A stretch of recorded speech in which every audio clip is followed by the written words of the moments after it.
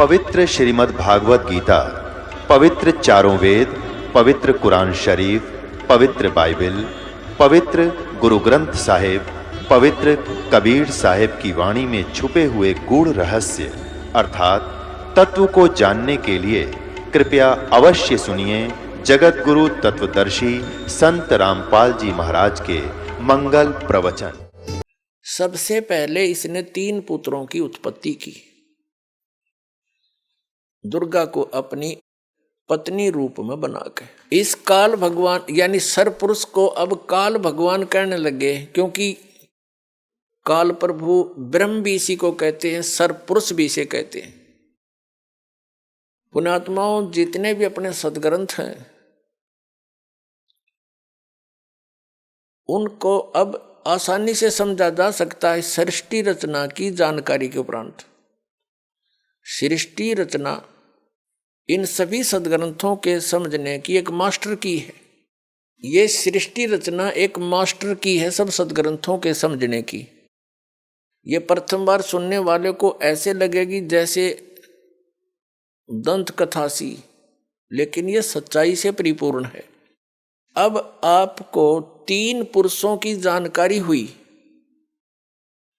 एक सरपुरुष जो अंडे से बना, मान ले के कबीर परमात्मा के वचन से, एक अक्षर पुरुष जो अचिंत के वचन से उत्पन्न हुआ था, और वो तीसरा जो सबका मालिक वो परम अक्षर पुरुष है जिसको सत्य पुरुष भी कहते हैं। तो अपने सदग्रंथ इसका संकेत बहुत दे रहे हैं, लेकिन हम समझ नहीं सके क्योंकि हमारे पास ये मास्टर की नहीं थी या मुख्य चाबी नहीं थी। सृष्टि रचना का हमें ज्ञान नहीं था। सृष्टि रचना का ज्ञान रचने वाला ही दे सकता है। तो उस परम अक्षर ब्रह्म सतपुरुष कबीर जी ने आकर के हमें यह सृष्टि रचना का ज्ञान दिया, और उस ज्ञान को दास अब आपके रूबरू कर रहा है, आपके समक्ष पेश कर रहा है और सभी सदग्रंथों से प्रमाणित कर रहा है। श्रीमद् भगवत गीता। अब थोड़ा सा आपको इन तीनों पुत्रों की उत्पत्ति बता करके फिर सदग्रंथों का रेफरेंस देंगे, आसानी तो समझ में आओगा। तो सबसे पहले इस सृष्टि रचना के अंदर और इस सारे अध्यात्म ज्ञान को समझने के लिए आप जी को एक चित्र दिखाते हैं जो आसानी तो समझ में आओगा। देखिएगा, ये एक ब्रह्मांड है, ये एक ब्रह्मांड का चित्र है। ये ऐसा समझो, ये एक ब्रह्मांड है। ये सारा कुछ, ये जो बाउंड्री नजर आ रही है आपको, ये एक ब्रह्मांड है। इसकी इलिप्टिकल शेप है अंडे जैसी। इसको अंड भी कहते हैं, इसी को ब्रह्मांड भी कहते हैं। इसमें देखिएगा नीचे के ये 7 लोक, ये वितल, महातल, तलातल, पाताल, रसातल, सूतल, अतल आदि, और ये पृथ्वी हम जिस पर रहते हैं, और ये ब्रह्मा जी का लोक, ये शिव जी का लोक, ये विष्णु जी का लोक। इस एक ब्रह्मांड के अंदर सामग्री है। या एक ये इंद्र का लोक, ये स्वर्ग और नरक इकट्ठा ही है, ये स्वर्ग लोक कहलाता है। ये मानसरोवर, यहाँ भी एक मानसरोवर इस काल ने अलग से बना रखा है। ये धर्मराय का लोक जो धर्मराज है, जो सबका लेखा जोखा करता है। और फिर ये आ जाता है ब्रह्मलोक। ये एक ब्रह्मलोक है, इसी ब्रह्मांड के अंदर ब्रह्मलोक कहलाता है सारा। ये अक्षेत्र एक ब्रह्मलोक कहलाता है। इसमें क्या है, यहाँ बहुत बड़ा वन है, जंगल है, बाग बगीचे हैं, और ये इसने काल ने इस ब्रह्मलोक के अंदर नकली रचना कर रखी है। एक महाइंद्र का द्वीप, एक नकली सतलोक, उस ऊपर के लोकों की नकल करवा रखी है। अलखलोक, नकली अगमलोक और नकली अक यानी अनामी लोक। ये इस स्थान को फिर इसने बंद कर रखा अलग से।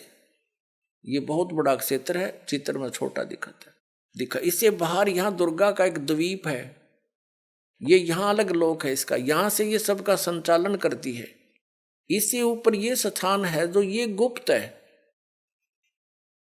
ये स्थान जो है इस ब्रह्मांड के अंदर ये गुप्त स्थान बना रखा है इसने ब्रह्मलोक में।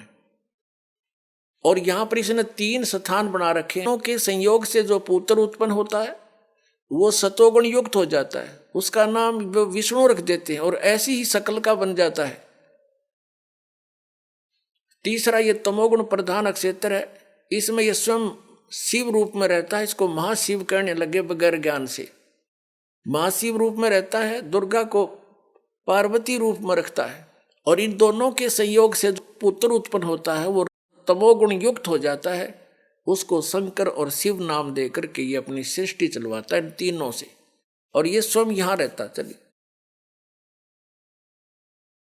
ये 3 स्थान है, एक रजोगुण प्रधान क्षेत्र, दूसरा सतोगुण प्रधान क्षेत्र, तीसरा तमोगुण प्रधान क्षेत्र।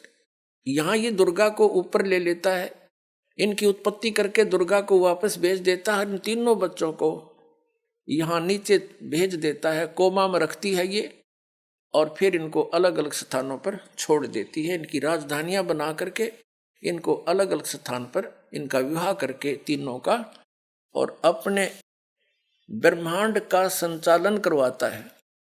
अब रजोगुण प्रधान क्षेत्र कैसा होता है, तमोगुण प्रधान क्षेत्र कैसा होता है और सतोगुण प्रधान कैसा होता है। जैसे एक मकान के अंदर 3 कक्ष हों, एक कमरे के अंदर अश्लील चित्र लगे हों और दूसरे में चित्र लगे हों साधु संत फकीरों के और तीसरे में लगे हों शहीदों और शूरवीरों के, तो जिस कक्ष के अंदर अश्लील चित्र लगे हैं उसमें जब व्यक्ति जाते हैं उनका मन भी वैसा ही मलिन बन जाता है, वैसी भावनाएं उत्पन्न होने लग जाती हैं।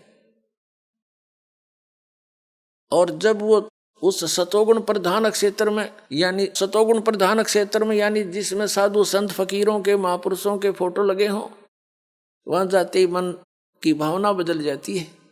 तो जब तक उसमें रहता है उसके वैसे ही विचार रहते हैं, क्योंकि उनकी कहानी से उनकी जीवनी से वो परिचित होता है। और वही व्यक्ति फिर जाता है उस शूरवीरों के जहां चित्र लगे हैं उस कक्ष में शहीदों के, तो उनकी कुर्बानियों से भी परिचित होता है, उनको पढ़ पढ़ के सुन सुन के उनके विचार करके उनके वैसे ही भाव बन जाते हैं। ठीक इसी प्रकार इसने सुनियोजित तरीके से हम सबको यहां फंसा रखा है। इन 3 पुत्रों को जब ये युवा हो जाते हैं, जब ये युवा होते हैं तब तक इनको कोमा में रखता है और इनकी परवरिश जारी रखता है, इनको अचेत रखता है। पुण्यात्माओं, आजकल हमने बहुत से प्रमाण देखे हैं। एक व्यक्ति आया था हमारे पास, उसने बताया कि मेरा लड़का 16 वर्ष की आयु में कोमा में चला गया किसी दुर्घटना के कारण। आज वो 30 वर्ष का हो गया, 14 वर्ष से वो कोमा में है, उसको नली से दूध और कुछ खिलाते पिलाते हैं और वो जीवित है, कोमा में पड़ा है 14 वर्ष से। तो इस परमात्मा के विधान को समझने में अब ये भौतिक विज्ञान भी आपका सहयोग दे रही है। जब ये युवा हो जाते हैं इन तीनों को सचेत कर देते हैं। जैसे विष्णु जी को शेष नाग की सैया पर समुद्र में लिटा दिया और उसके नाभि से एक कमल निकाल दिया जादूगर ने, इस काल ने, और उस कमल के फूल के ऊपर ब्रह्मा जी को सचेत कर दिया, बैठा दिया, फिर सचेत कर दिया। शंकर जी को एक कैलाश पर्वत पर बेहोश रखा हुआ था, वहां सचेत कर दिया। फिर इन तीनों को सचेत कर दिया, इकट्ठे कर दिए और फिर इनको आदेश दे दिया कि तुम अपना अपना काम करो। ब्रह्मा जी को सृष्टि रचने का, विष्णु जी को सतीथि बनाने का और शंकर जी को संहार करने का। उनमें तीनों वो गुण बना ही रखे थे पहले ही। अब जैसे ये भगवान, फिर इनका विवाह कर दिया। दुर्गा ने अपने वचन से 3 लड़कियां उत्पन्न की, उनको समुद्र में छुपा दिया। इन तीनों को उसमें सागर मंथन के लिए भेजा। ये 3 लड़कियां निकली, तीनों को लेकर के मां के पास आ गए तो माँ ने कहा था बेटा जो भी वस्तु निकले एक एक ले लेना, लेकिन उनका ध्यान रखना कि पहले कौन सी निकली है, दोबारा कौन सी, तीसरी बार कौन सी, पहचान रखना। वो तीनों लड़कियों की पहचान करके वो माँ के पास ले आई, उनको बता दिया कि ये प्रथम निकली थी, ये द्वितीय, ये तीसरी बार। जो प्रथम निकली थी उसका नाम सावित्री रखा, ब्रह्मा से विवाह कर दिया। दूसरी बार निकली थी उसी में नंबर वाइज, तो उसका विवाह विष्णु जी के साथ कर दिया, उसका नाम लक्ष्मी रख दिया। और तीसरी जो निकली थी उसका नाम उमा रखा और भगवान शिव से विवाह कर दिया। अब तीनों को वचन से कह दिया कि यह तेरी पत्नी स्वीकार करो और जाओ अपने लोक में। तो तीनों को 3 राजधानी रच के ऊपर के लोक बना रखे, उनमें छोड़ दिए, जाओ। अब वहां से इस काल की सृष्टि प्रारंभ हुई, कुछ मैथुन सृष्टि, कुछ दुर्गा के वचन से, और ऐसे ये काल का सारा जुगाड़ जुड़ गया। अपने आत्माओं विचार करो, आप कहाँ रह रहे हो। अब जो आज का सत्संग दास प्रारंभ करना चाह रहा था, अभी तक तो उसकी भूमिका बनी है। आप जी कहाँ रह रहे हो, कहाँ रहा करते थे, और ये गलती आपसे बनी, और वही व्यवस्था आज सबके अंदर विद्यमान है। जैसे ये हीरो और हीरोइन ये फिल्मों में काम करते हैं बच्चे, वो अपनी रोजी रोटी के लिए निर्लज्ज होकर नाचती हैं, गाती हैं, अटक पटक चटक मटक करते हैं।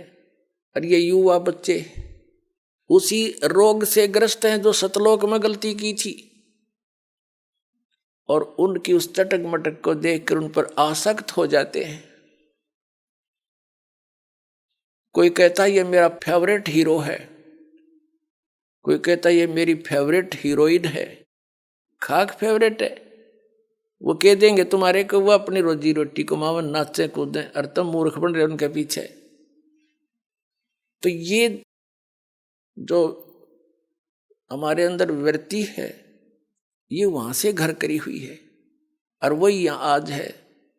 इस बरवाला के अंदर हिसार में यदि कोई अभिनेता अभिनेत्री आ जाती है और देखे इन बच्चों का, फिर वहां जमघट हो जाएगा। और इतनी दूर तो खड़े खड़े देखेंगे, वो खड़ा वो खड़ी है, 2 घंटे धक्के खा के वापस आ जा, धूल फांक के, क्या दिया उसने। तो इसी प्रकार हम उस सच्चे लोक से गिर गए इसी त्रुटि के कारण। तो अब हमने क्या करना है, हम कैसे ऊपर जा सकते हैं सतलोक में, वो तरीका अब इस दास को प्राप्त हुआ है।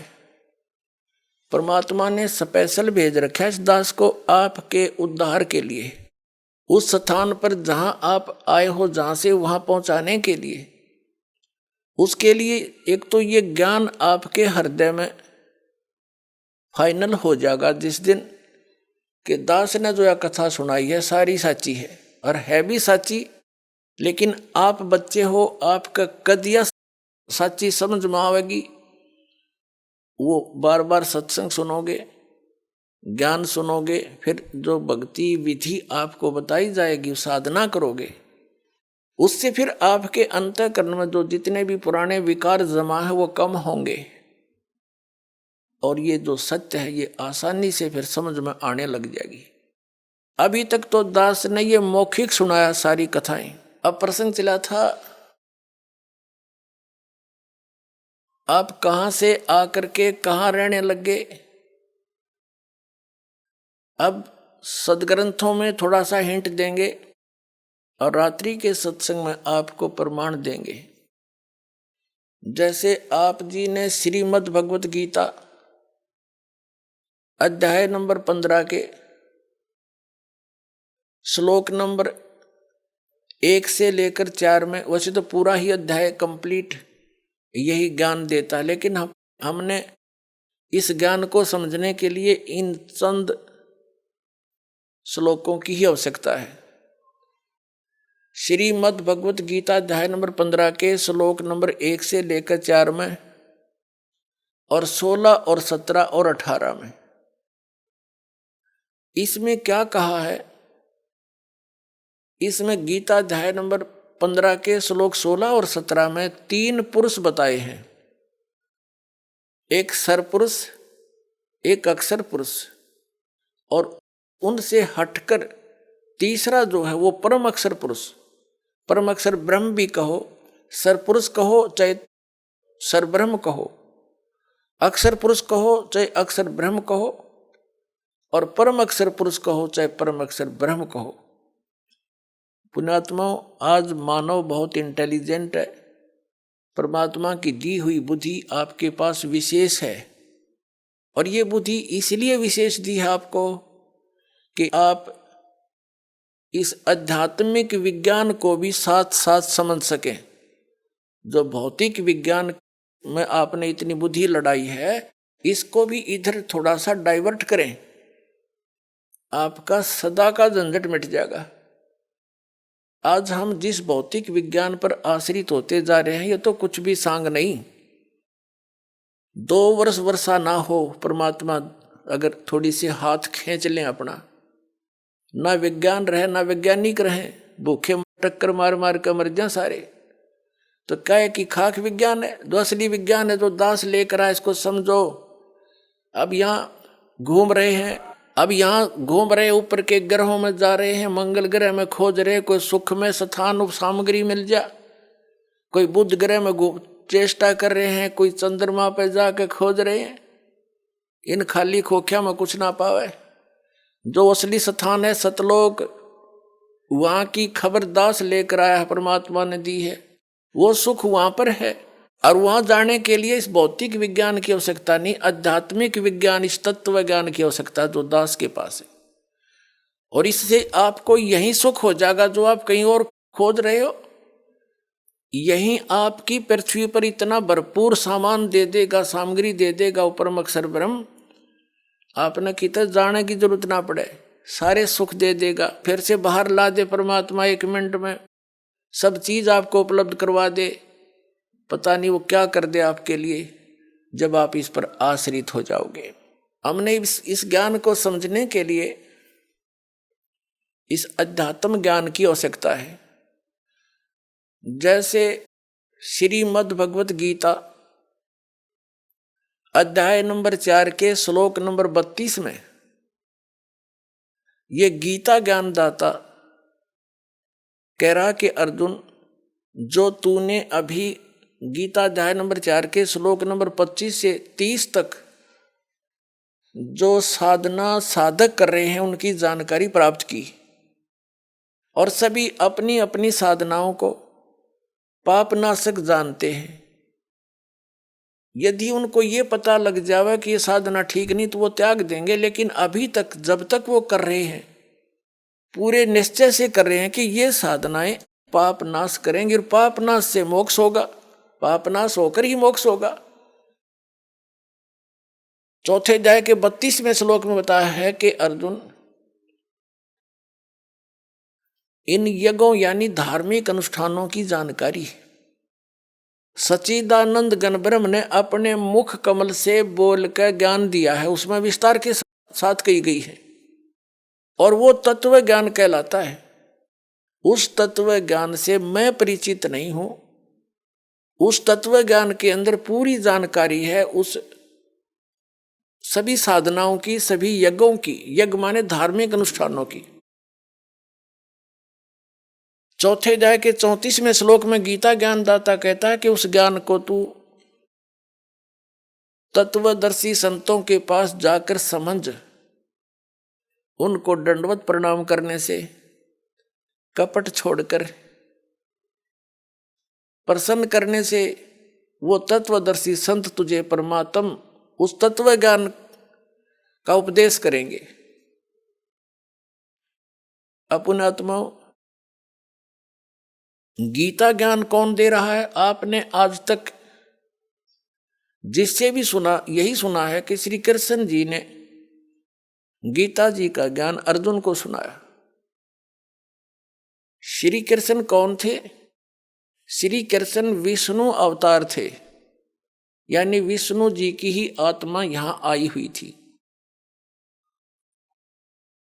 और श्री कृष्ण के अंदर प्रवेश कर गया ये ज्योति निरंजन काल सरपुरुष।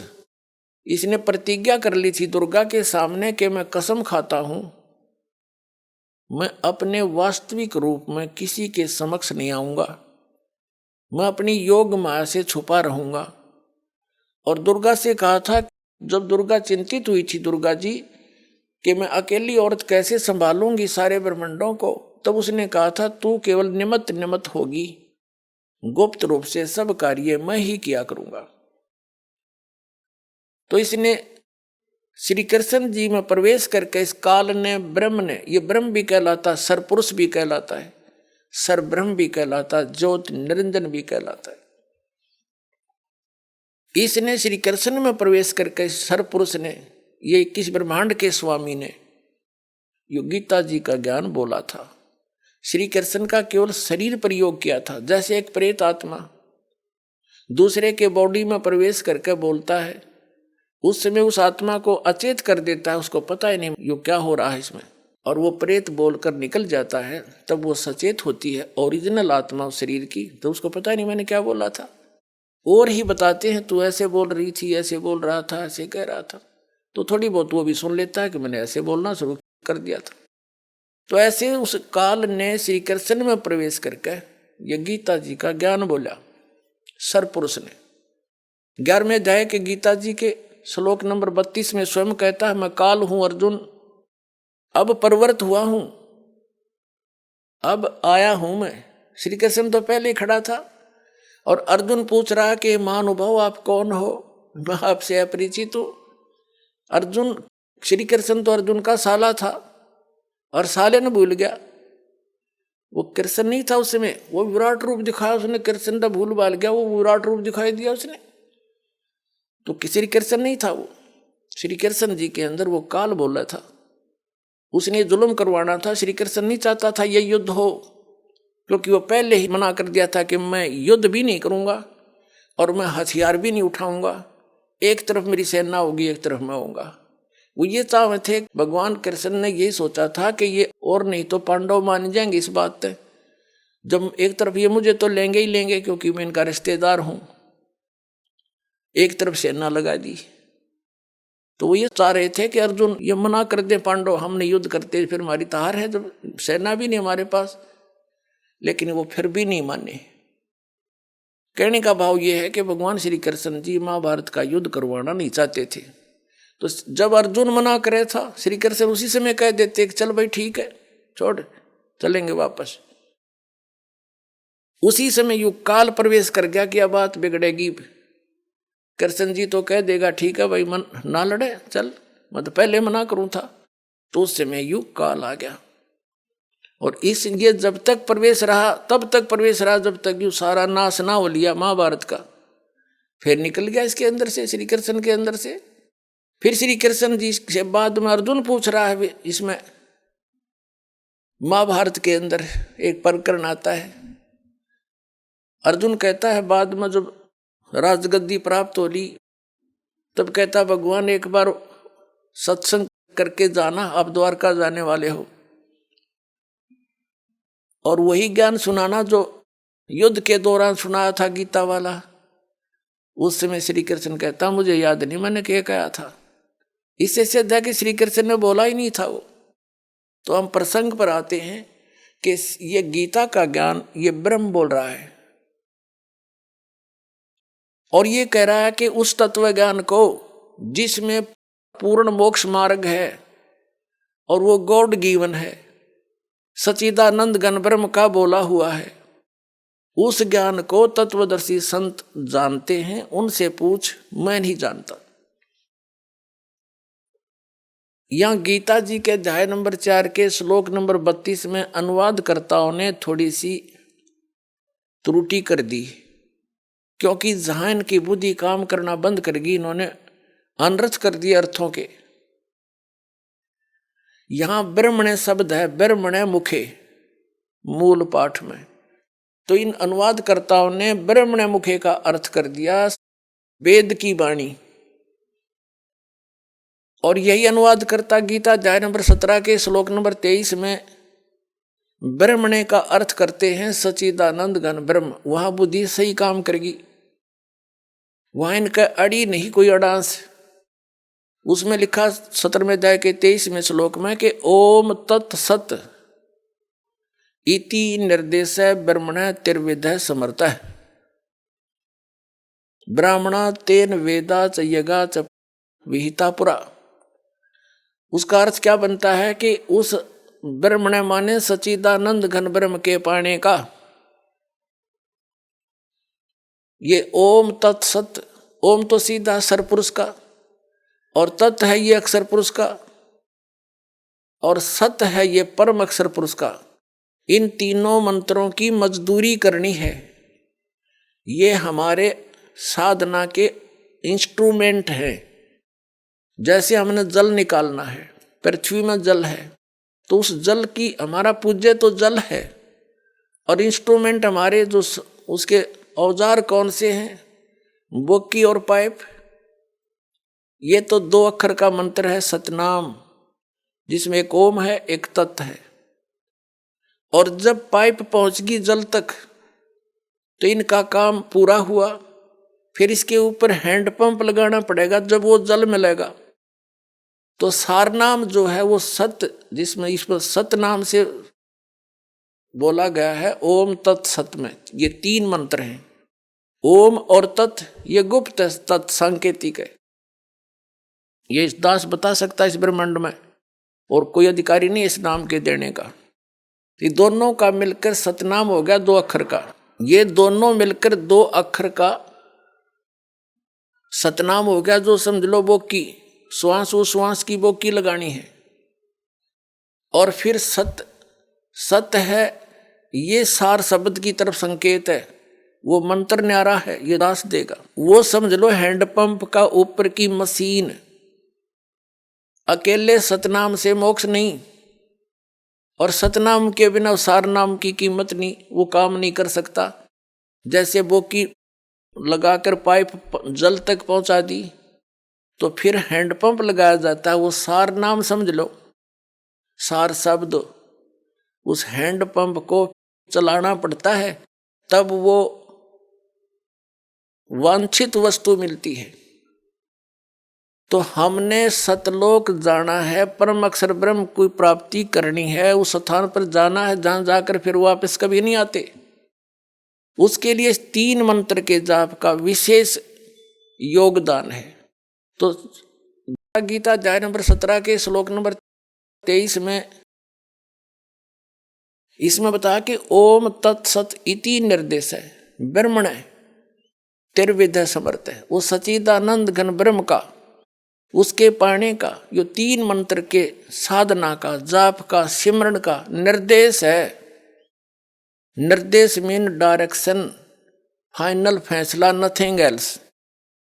इसके अतिरिक्त और कोई मंत्र नहीं। निर्देश का ये सीधा अर्थ होता है। तो कहने का भाव यह है कि वहां इन्होंने उस ब्रह्मण्य का अर्थ सच्चिदानंद घन ब्रह्म कर दिया, सही कर दिया। और वही ब्रह्मण्य अर्थ है 4थे अध्याय के 32वें श्लोक में। या इनकी बुद्धि फिसल गई कि उनको ज्ञान नहीं था, और जिस कारण से इन्होंने अर्थों के अनरस कर दिए, कथाएं घुमा दी। जैसे गीता अध्याय नंबर 7 के श्लोक नंबर 18 में अनुत्तम शब्द है, अनुत्तमम यानी कति घटिया, उसका अति उत्तम बढ़ा दिया इन्होंने। बताओ, 4ठी कक्षा के बच्चे ने पूछ ले उत्तम माने श्रेष्ठ, अनुत्तम माने अश्रेष्ठ। अरे इन्होंने उस अनुत्तम का सर्वश्रेष्ठ कर दिया। व्याकरण बदलने लग गए बिना ज्ञान के, अनर्थ कर दिए। गीता अध्याय नंबर 18 के श्लोक नंबर 66 में वरद शब्द है, वरद माने जाना होता है, इन्होंने आना कर दिया। बिना ज्ञान के निड़ंगे अड़या करें। गुरु बिन काहु न पाया ज्ञान, जो थोथा भूस छड़े मूड किसान।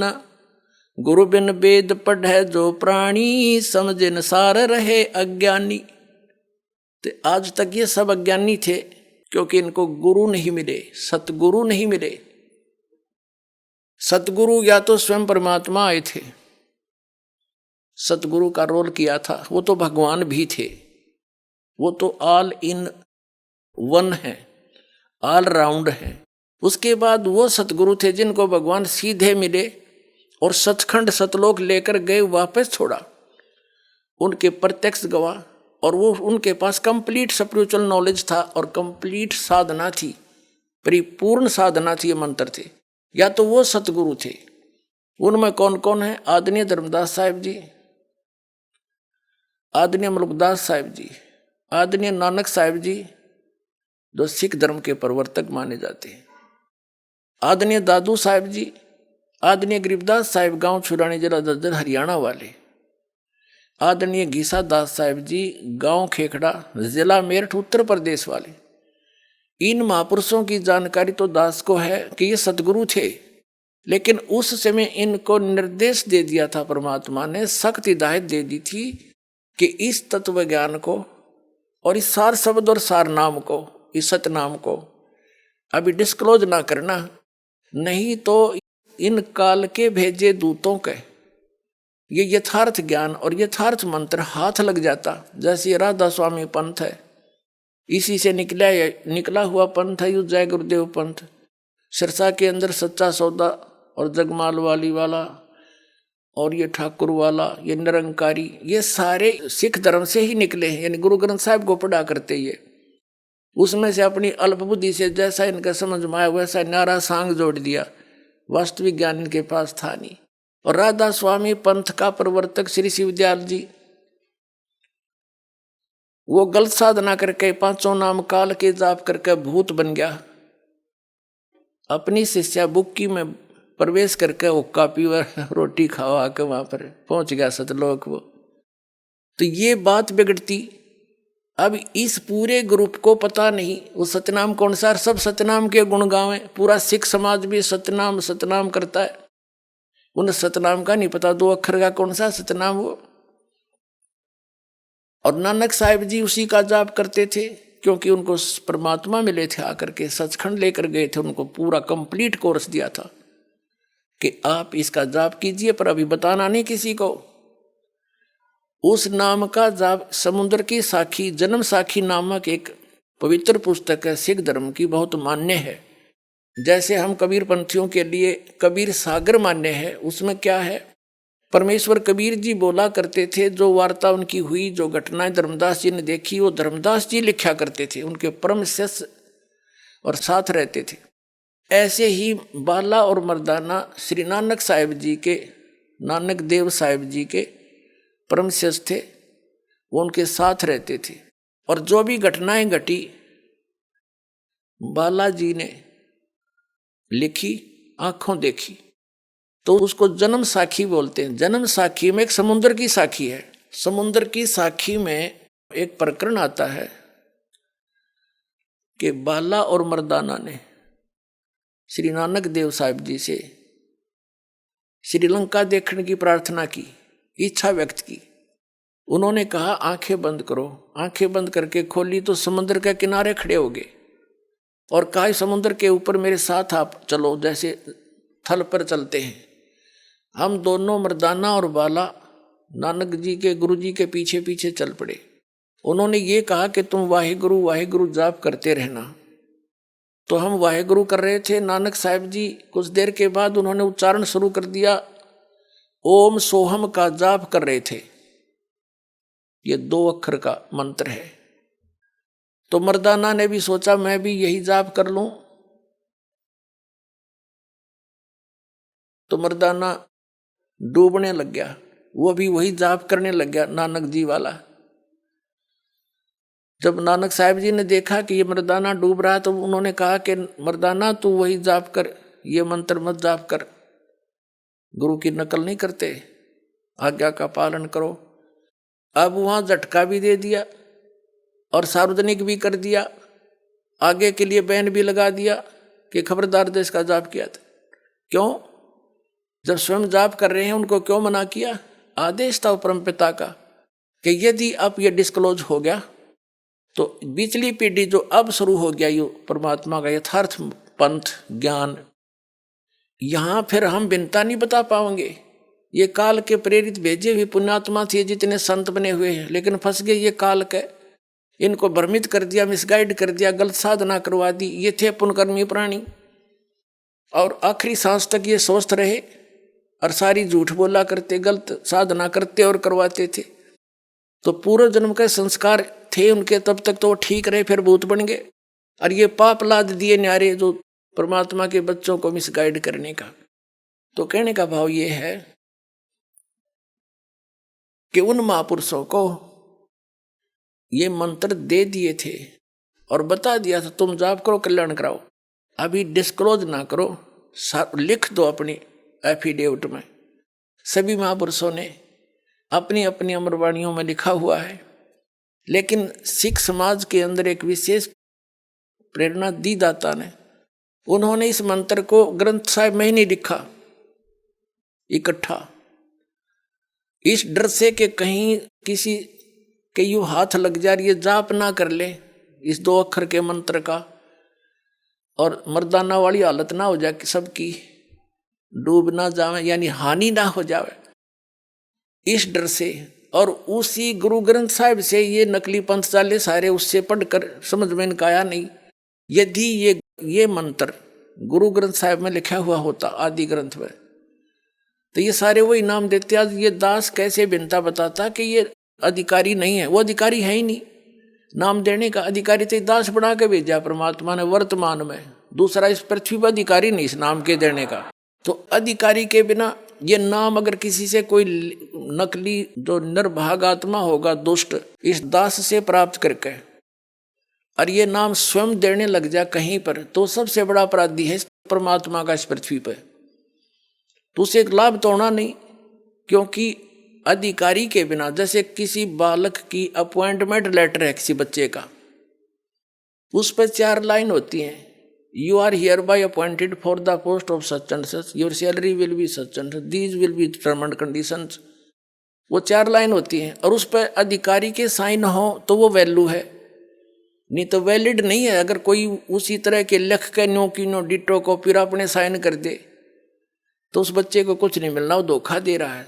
दूसरे शब्दों में, यदि कोई डुप्लीकेट ड्राइविंग लाइसेंस या पासपोर्ट बनाता है, उसमें तो वो ओरिजिनल दिखता है उसको बनवाने वाले को, भोले को, लेकिन वहां पता चलेगा जब उसकी आवश्यकता पड़ेगी तो उसमें फिर कुछ हाथ नहीं लगना, फिर तो सीधा जेल, दुर्गति होनी उस व्यक्ति की।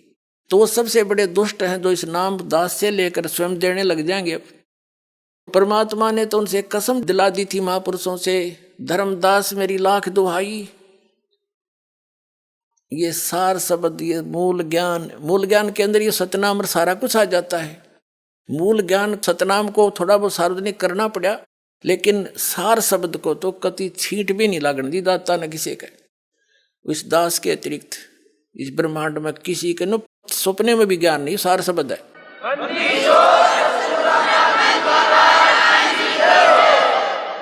तो कहने का भाव ये है कि ये अभी कहते हैं गुरु बिन काहुन पाया ज्ञान, जो थोथा भूस चढ़े मूड किसाना, गुरु बिन वेद पढ़े जो प्राणी, समझ अनुसार रहे अज्ञानी। तो इन महापुरुषों को छोड़कर जिनको परमात्मा सीधे मिले थे वो तो सतगुरु थे, और सतगुरु नहीं थे इस पृथ्वी पर, इस दास के अतिरिक्त वर्तमान में नहीं है। अब दया करी है दाता ने।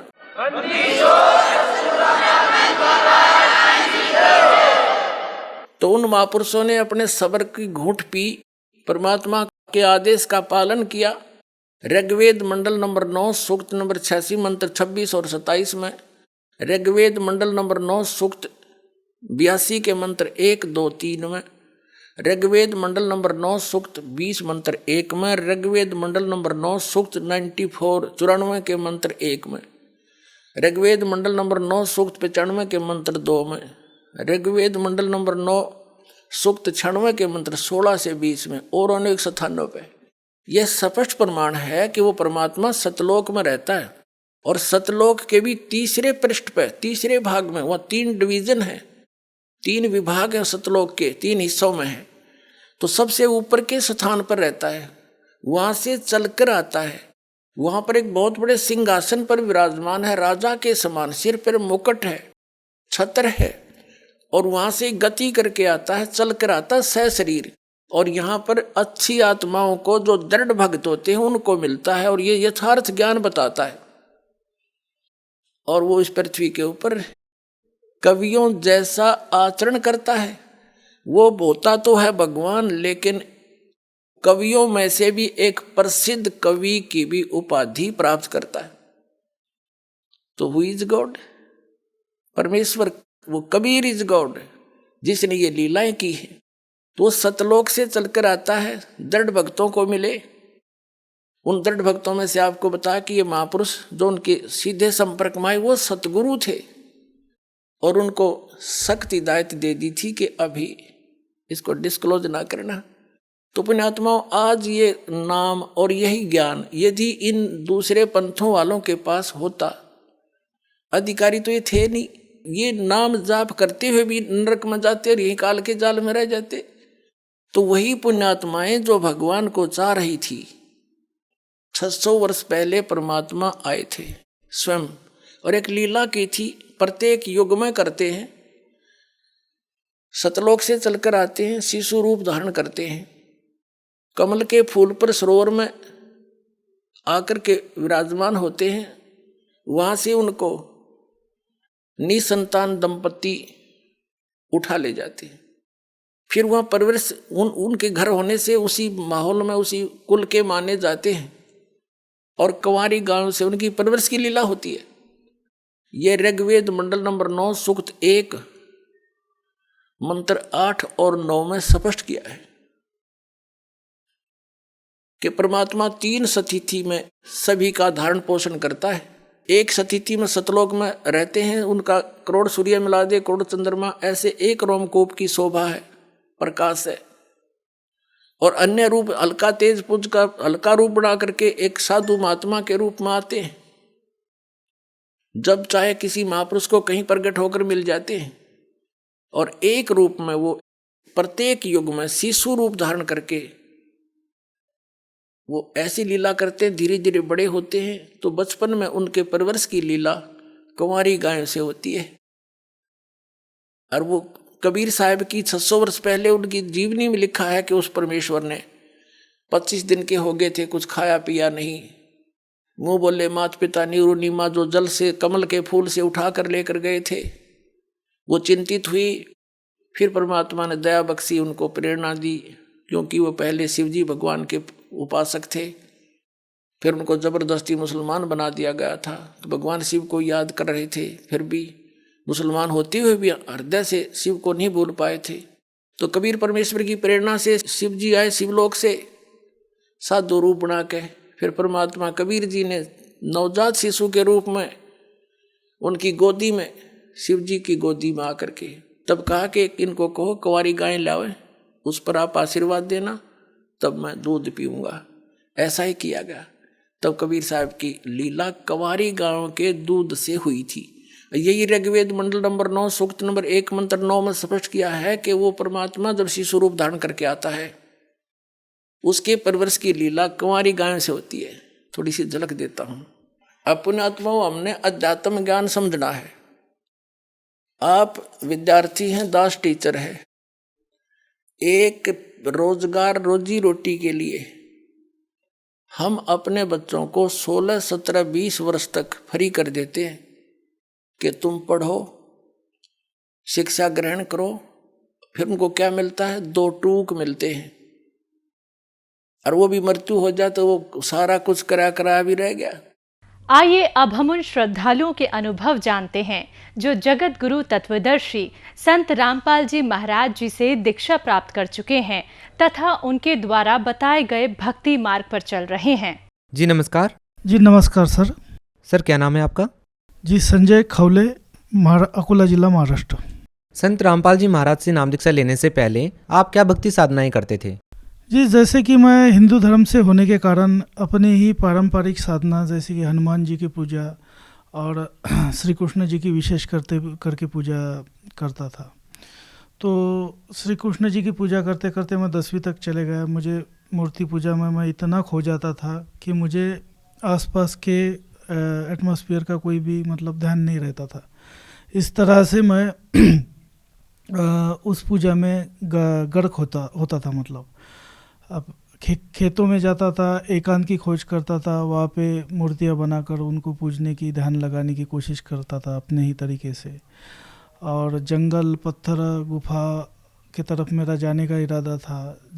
हिमालय में जाकर साधना करने की, वहाँ के बारे में जानकारी पाने की मैं बहुत ज़्यादा कोशिश करता था। कोई भी साधु संत मिलता था उससे मैं जानना चाहता था। क्या जानना चाहते थे आप? सर, मैं परमात्मा की खोज में था। मतलब जन्म मृत्यु का रहस्य जानना चाहता था। मान लो आप एक तरह से जो परमात्मा सुन रखा है वो परमात्मा कैसा होता है, उनकी खोज में था। उसके लिए फिर साधु संत हो गए और अपने पारंपरिक जो किताबें हैं, जैसा कि महाराष्ट्र में ज्ञानेश्वरी चलती है और भगवत गीता है और कई संतों की वाणियाँ है, ये बचपन से घर में थी। तो एक धार्मिक तरह का माहौल घर में ही था, बचपन से ही था। सर, हम आपसे ये जानना चाहेंगे कि परमात्मा की प्राप्ति की तलाश में आप हर प्रकार की वो साधनाएं कर रहे थे जिस प्रकार से आपको परमात्मा मिल सके। तो आपकी जो परमात्मा पाने की जो तलाश थी वो कैसे पूरी हुई? सर, मैं मतलब 11वीं क्लास में था तब मैं एक आर्य समाज नामक संस्था से प्रभावित हुआ था। उसकी किताबें मैं पढ़ने लगा था। तो और उसके साथ में एक ओशो नाम से एक तत्वज्ञानी करके एक फेमस धर्मगुरु है अपने भारत में। तो विश्व में भी उनके कई चेले हैं, तो उनकी किताबें मैं पढ़ता था। तो इस तरह की मैं तत्वज्ञान की किताबें लगभग 15 या 16 साल की उम्र से ही पढ़ने लगा था। तो एक खोज, वो परमात्मा की खोज मेरी जारी रही। और उसी खोज में चलते चलते 2013 तक जब मैंने मतलब लगभग सारे पंथों के डिवोटीज से मैं मिल चुका था, क्योंकि मैं जो इंसान जिस खोज में होता है ना, उस टाइप के लोग उसे मिलते रहते हैं और परमात्मा कोई ना कोई डायरेक्शन देते ही रहता है। तो 2012 में मैंने मेरे संत रामपाल जी महाराज जी का जो साधना चैनल पे इंटरव्यू चल रहा था, उसमें लास्ट पार्ट जो इंटरव्यू का होता है डिवोटीज़ का, उनका इंटरव्यू सुनने में है। तो मुझे ये लगा कि मैं तब तक मुझे कुछ मतलब शारीरिक प्रॉब्लम भी थे, मेरे घर में भी कलेश भी था और मतलब फाइनेंशियल कंडीशन ठीक होने के बावजूद भी उस सुख का अनुभव हम घर में नहीं करते थे। मतलब जो एक पारिवारिक सुख होता है, या फिर मैं किसी तरफ से कोई तरह से सेटिस्फाइड नहीं था। तो मुझे एक दिशा नहीं मिल रही थी। वो मुझे संत रामपाल जी के डिवोटीज जो इंटरव्यू देते हैं, उनके इंटरव्यू से मुझे वो दिशा मिली कि मेरा यहाँ पे जो मतलब मेरी जो जिज्ञासा क्यूरियोसिटी है भगवान के बारे में, वो भी शांत हो सकती है। मेरे कुछ सवाल थे अपने जो भगवान को लेकर है, वो भी उनका भी सेटिस्फेक्शन यहीं पे हो सकता है।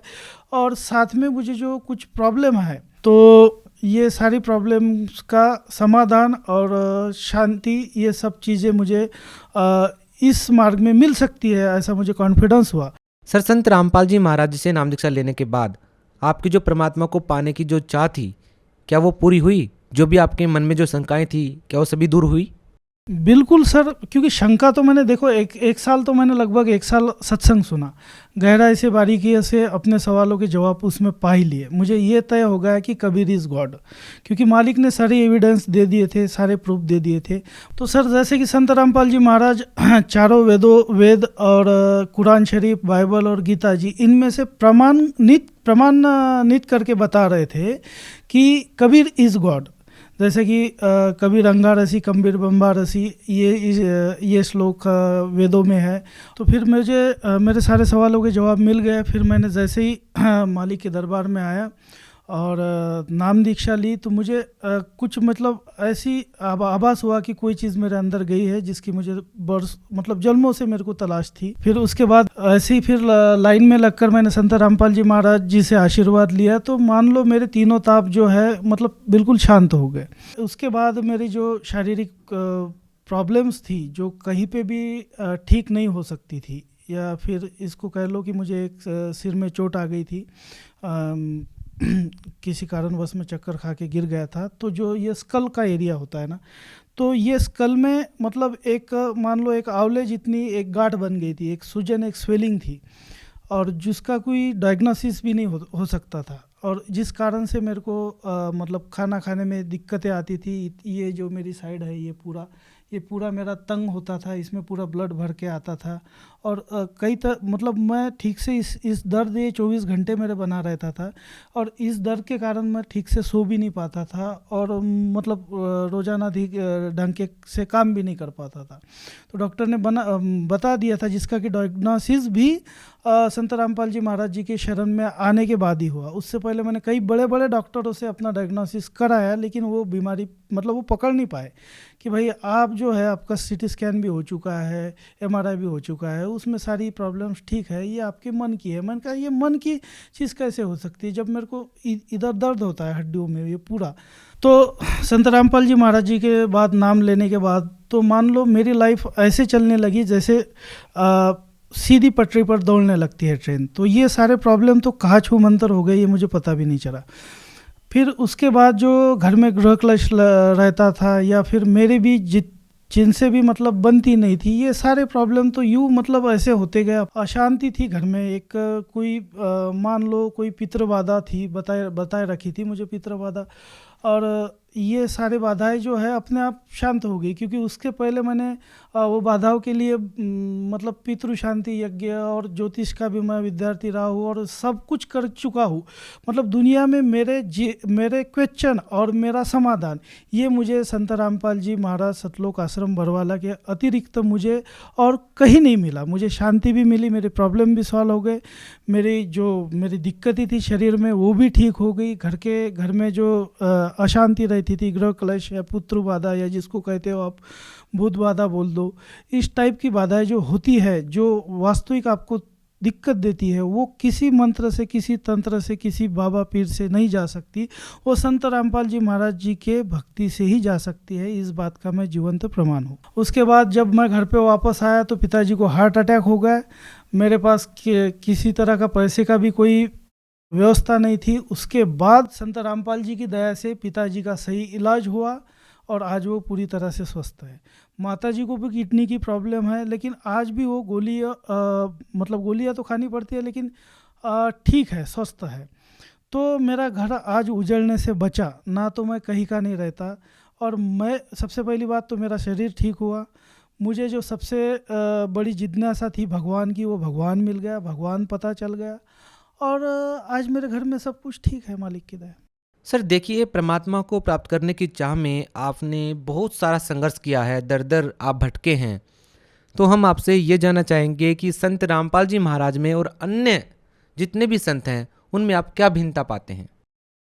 सर सिर्फ आर्य समाज ही नहीं, सिर्फ ओशो ही नहीं, दुनिया के जितने भी धर्म संप्रदाय है, जो भी परमात्मा वास्तव में पाना चाहते हैं, उन सब के लिए मैं यही कहना चाहता हूँ कि आपको परमात्मा और आपको आपके जीवन का समाधान, A to Z सारी समस्याएं वो का समाधान, और साथ में मोक्ष भी संत रामपाल जी महाराज जी के पास सतलोक आश्रम बरवाला में ही मिल सकता है।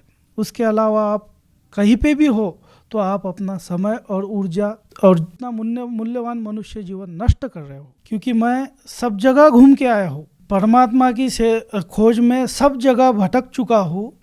केवल और केवल संत रामपाल जी महाराज जी के पास ही और उनके द्वारा दिए हुए भक्ति मंत्र और मर्यादा से ही भगवान और मोक्ष दोनों मिल सकता है।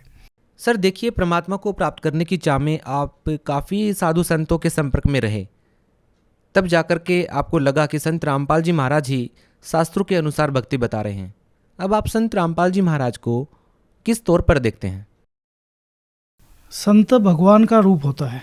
मुझे संत रामपाल जी महाराज में ही भगवान दिखते हैं, मिले हैं।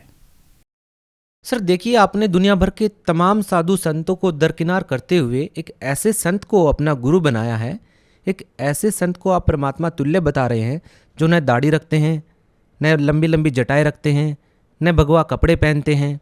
वहीं दूसरी तरफ संत रामपाल जी महाराज के अलावा जितने भी हम साधु संतों को देखते हैं तो उनकी वेशभूषा को देखकर ही लगता है कि हाँ, ये संत होगा। आप उनके बारे में क्या कहना चाहेंगे? मैं यही कहना चाहता हूँ कि कोई मालाएं डालने से, बड़ी बड़ी जटाएं रखने से, अलग तरह के वेशभूषाएं पहनने से कोई संत या गुरु नहीं होता। गुरु वो होता है जो सारे शास्त्रों से सार निकाल दे, पूरा निचोड़ निकाल के अपने शिष्य के पास रख दे, जिससे कि उसके सारे संशय मिट जाए। आज तक सभी धर्मों के लोग दर दर भटकते रहे, लेकिन उनको अभी तक ये नहीं पता चला कि वो एक परमात्मा कौन है। संत रामपाल जी महाराज जियों ने सारे शास्त्रों का निचोड़ निकाल कर सारे भगत समाज के सामने, सारे समाज के सामने आज ये प्रमाणित कर दिया कि वो भगवान कौन है। जैसा कि कबीर साहब स्वयं कहते हैं, नौ मन सुत उलझा दिया, ये ऋषि रहे झकमार, सदगुरु ऐसा सुलझा दे, उलझी न दूजी बार। संत रामपाल जी महाराज जियों ने जो आध्यात्म का सूत उलझा हुआ था, उसको इस तरह सुलझा दिया है कि आज 8-10 साल का बच्चा भी बता सकता है कि परमात्मा की परिभाषा क्या है और परमात्मा कौन है और उसे पाने का रास्ता क्या है। मैं यही कहना चाहता हूँ कि जो मैंने संत रामपाल जी महाराज जी से पहले जो साधना की है, उससे मुझे ना किसी तरह का कोई लाभ मिला था और ना ही उस साधना में रहते हुए उनके किताबों में, उनके ज्ञान में मेरे प्रश्नों के सवाल समाधान कारक मिले थे। सर, उन लोगों को क्या संदेश देना चाहेंगे जो आज की पारंपरिक पूजाएं कर रहे हैं, जो साधु संतों से नाम दीक्षा लेकर के भक्ति कर रहे हैं, लोक लुभावनी साधनाएं कर रहे हैं, शास्त्रों के विपरीत साधनाएं कर रहे हैं, आप उन लोगों को क्या संदेश देना चाहेंगे? मैं उन लोगों से खास करके विनती करना चाहता हूँ कि भाई साहब, मनुष्य जन्म दुर्लभ है, मिले न बाजे बारंबार, जैसे तरवर से पत्ता टूट गिरे, जुड़े न दूजी बार। 84 लाख योनियों में घूम फिर कर एक बार मनुष्य जन्म मिलता है। उसे आप व्यर्थ की निरर्थक शास्त्र विरुद्ध साधना में ना लगाओ। आपकी ऊर्जा और समय दोनों कीमतीवान है। आज आप पढ़े लिखे हो चुके हो, सारा समाज पढ़ा लिखा हो चुका है। अपने शास्त्रों की तरफ भी ध्यान दो कि वो क्या कहना चाहते हैं। संत रामपाल जी महाराज जी का ज्ञान सुनो, उनके सत्संग सुनो, कम से कम 1 घंटा 2 घंटा 3 घंटा उनके सत्संग सुनो। वो क्या कहना चाहते हैं ये सुनो, उनके प्रमाण देखो। आज सारी संस्कृत की डिक्शनरियाँ है, आज अरबी भाषा की कुरान की डिक्शनरी है, सब में आपको पता चला जाएगा, संत रामपाल जी महाराज की सत्संग में ही पता चल जाएगा कि भगवान कौन है और उसकी शास्त्र अनुकूल साधना क्या है। सर, आप भगत समाज को क्या संदेश देना चाहेंगे? आई वुड लाइक टू से I am not enough to say any message, but I can say from my own experience that don't waste your time, don't waste your energy. Please listen the satsang of the Sant Rampal Ji Maharaj. Listen what he want to say, listen what he want to realize the whole world. Please listen the Sant Rampal Ji Maharaj satsang and get real spiritual knowledge and real spiritual experience also. Sir, जो दर्शक हमें देख रहे हैं, काफ़ी सारे दर्शक ऐसे हैं जो संत रामपाल जी महाराज जी से जुड़ना चाहते हैं, वो संत रामपाल जी महाराज जी से कैसे जुड़ सकते हैं? विभिन्न चैनलों पर, फेसबुक, ट्विटर, इंस्टाग्राम पर संत रामपाल जी महाराज जी के सत्संग चलते हैं।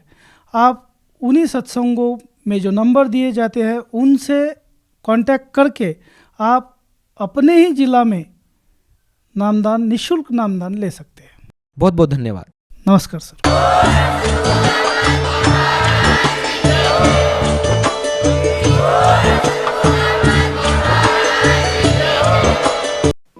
आप सुन रहे थे जगत गुरु तत्वदर्शी संत रामपाल जी महाराज के मंगल प्रवचन। अधिक जानकारी के लिए संपर्क करें